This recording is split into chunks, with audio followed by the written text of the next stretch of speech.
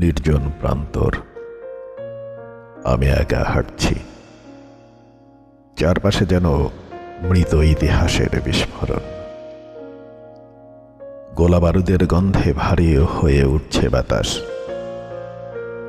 যেন শূন্যতা নিজেই বিষাদের ব্যাখ্যা। পেছনে ফেলে আসা শহর, ধ্বংসস্তূপের ভেতরে অন্ধকারের অট্টহাসি। মনে হয় এই পথ যেন অনন্তকাল ধরে বয়ে চলছে আমার পায়ের শব্দের প্রতিধ্বনি। হঠাৎ যোজন যোজন দূর থেকে ভেসে আসে কান্নার শব্দ, শিশুর নরম কণ্ঠ।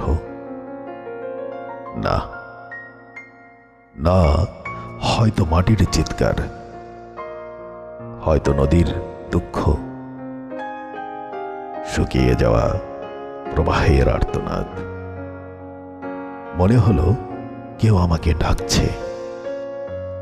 কোথা থেকে যেন ভেসে আসে আমারই জীবনের ছিন্ন চিত্র।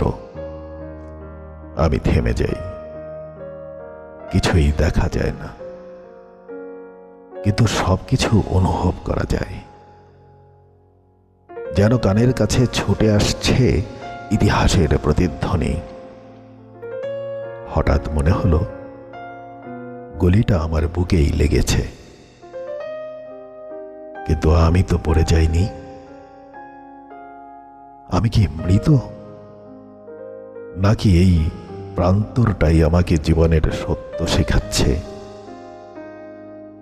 চারিদিকে পড়ে যাওয়া গাছের কঙ্কাল, খণ্ড খণ্ড মাটির টুকরো, যেন কেউ এখানে স্বপ্নকে সমাধিস্থ করেছে। শহরের উঁচু মিনারগুলো ধসে পড়ে শুধু রেখে গেছে এক নিঃসঙ্গ স্মৃতি স্তম্ভ। আমি তাকিয়ে থাকি, কিন্তু কিছুই দেখতে পাই না। এই অন্ধকার কি সময়ের, নাকি মানুষের? গলায় যেন বোঝা হয়ে বসেছে বাতাস, শ্বাস নিতে কষ্ট হয়। মনে হয় যেন প্রতিটা মুহূর্তে আমার শিরায় বয়ে যাচ্ছে একটি দেশপ্রেমের মৃত্যু। দূর থেকে একটি আলো দেখা যায়। আলো না, হয়তো তা বারুদের আগুন। কিন্তু আমি এগিয়ে যাই, যেন ওই আলোর মধ্যে লুকিয়ে আছে আমার সমস্ত প্রশ্নের উত্তর। আলোর কাছাকাছি যেতেই দেখি মৃতদেহের স্তূপ। কেউ একজন মাটিতে বসে কাঁদছে, তার কণ্ঠে এক অব্যক্ত আহ্বান। তুমি কি আমার দেশ, নাকি আমার বিবেক? আমি কিছু বলতে পারি না, শুধু দাঁড়িয়ে থাকি। চারপাশে বুলেটের আওয়াজ, কিন্তু সেই কান্নার শব্দ ঢেকে যায় না। মনে হয় এই কান্নাই আমাকে জীবনের মানে শেখাচ্ছে। আমি নিজেকে প্রশ্ন করি, আমি কি জীবিত, নাকি মৃত? উত্তর খুঁজে পাই না।